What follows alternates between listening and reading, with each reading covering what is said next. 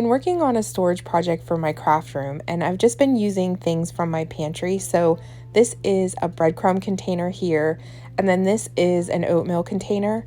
And then I just took some vintage wallpaper printables and I covered the containers with those pretty florals, and I made some tags so that way I know what's inside of the containers and I can stack them on top of each other. I just love how these turned out, and I loved the ones that had the clear lids.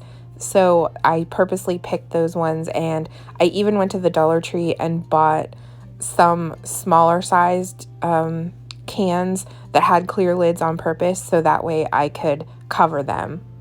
So to get started, all you need to do is have some pretty papers to cover the containers. I'm going to be using these vintage wallpaper prints that are in my Etsy shop, and I will link that below. You can use any paper, any printables that you like. You can use newspaper, actual wallpaper, gift wrap.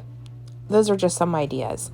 So I'm trying to decide which ones I really like, but I think I've narrowed it down to the 4 that I have on the right. And for the ones that I'm going to be covering, I had to print the same print twice for those containers. So like the large oatmeal container that I showed you, I needed 4 sheets of the same printed for that one. So I'm going to be covering this little breadcrumb can. These are the ones I got at the Dollar Tree, and I loved the size of those, and also that it had a clear lid. Another option would be like a Pringles container if you want like something tall, skinny. You could use soup cans. You could use just so many different things. So I'm just laying my floral out onto the container to try to get that centered right where I want it to lay. And you can measure the length of that container so that you know where to cut on your paper. But this is how I did it. I like lined up the top of the paper with the top lip of that container, and then I just held it down with my finger, and I got a pencil and I just marked where the bottom of the container was, and then I came in with my scissors and just snipped, so that way that gave me a guide to where I could fold my paper and just cut along the fold.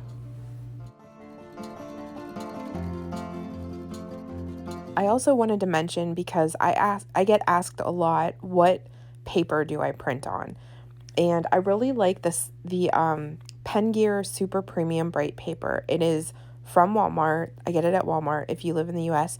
And they have a premium bright, and then they have a super premium bright. I like the super premium bright. The colors are a little bit more saturated on that paper, but also the premium bright is a nice paper as well if you just want something more just like regular copy paper. And then I also really love the Southworth linen paper. So those are my favorites for the wallpapers. Just wanted to put that out there because I know I will get some questions about that. So now I'm just wrapping it around to make sure I got that measurement correctly, and it looks pretty good. So as you can see, the back is going to need filled in a little bit with the second sheet of that printable. So I'm making sure that I'm attaching the glue really close to the edge because we want all the seams to lay down nicely. I'm using Fabri-Tac glue. I really recommend that glue for this, especially if you're using an inkjet printer, because if you use a wet glue like a Mod Podge or even an Elmer's glue, it bleeds through the print. So I find that the Fabri-Tac really works nicely because you don't get bubbles underneath whenever you're applying it to the container, and I love that. So I'm just laying it down and then going out from the center with my fingers and just working the glue so that everything lays nice and flat.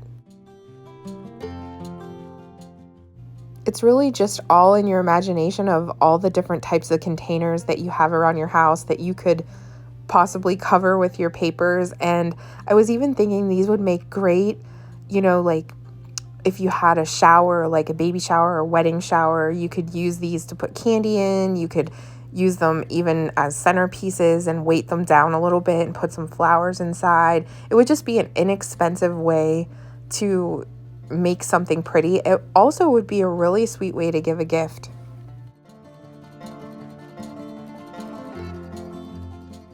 I'm just paying close attention to those edges and I lift them up a little bit and add some glue to them just to reinforce so that they don't lift later.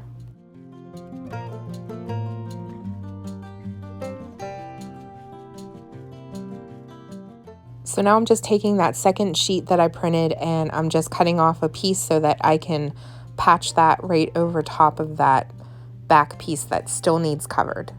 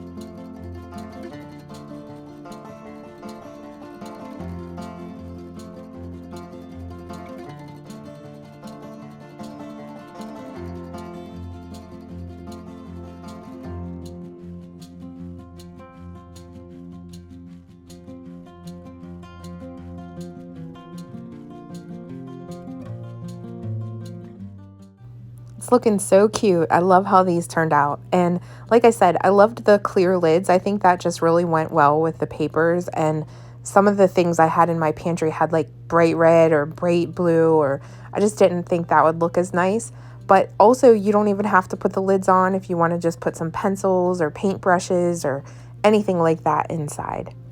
So I'm going to go ahead and start with the second pattern.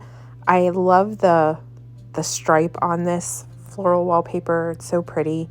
So yeah, I'm just using my pencil and cutting with the scissors right where I'm going to fold my paper.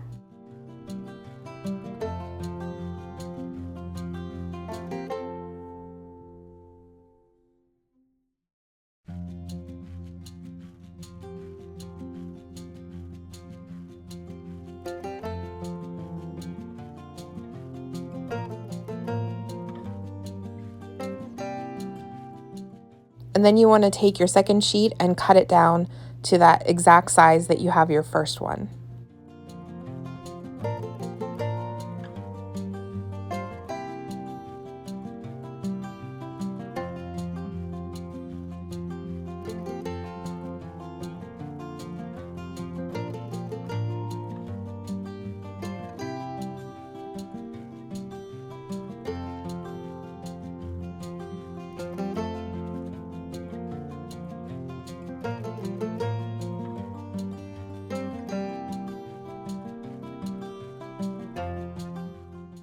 And then just lay it in place and press down in the middle and work your way out with your fingers and smooth all the glue out.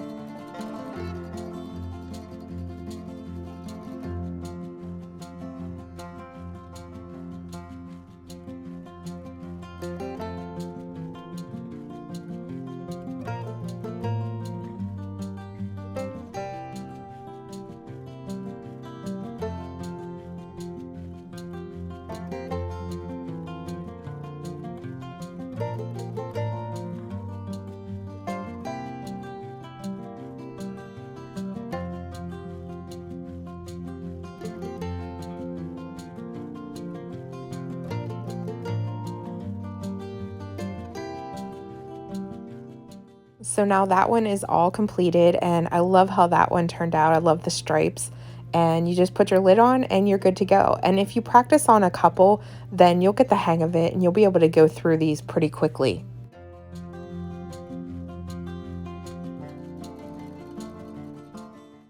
So now I'm going to show you how I added that little eyelet to the lid to attach the tag. And I did that on purpose so that way it would hang on the side of the container instead of on the top. So that way, whenever you are storing things, you can stack them on top of each other and they stay flat. So I'm just going to use my crocodile, and I just need to use my fingers to fold down the side of that plastic lid, and that way the crocodile can pass over that.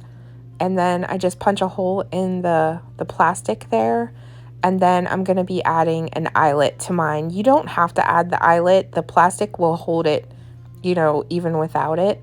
So yeah, but on mine I just added this little eyelet for a little extra touch.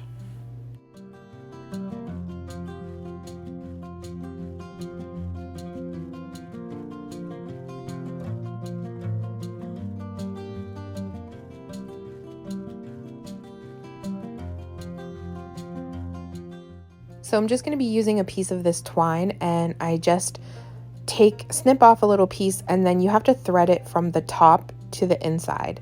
And then once you have it through, you're just going to tie a couple knots so that it gets big enough so that it doesn't go back through that hole.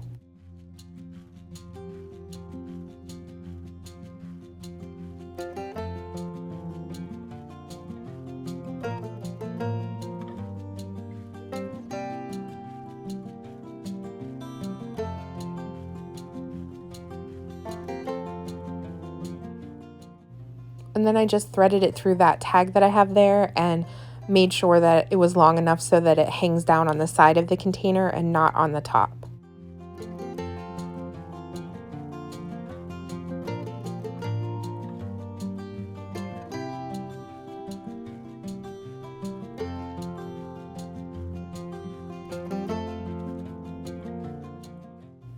So there we go. It looks so cute. So I hope you guys loved these ideas for your craft room storage, and I will see you next time.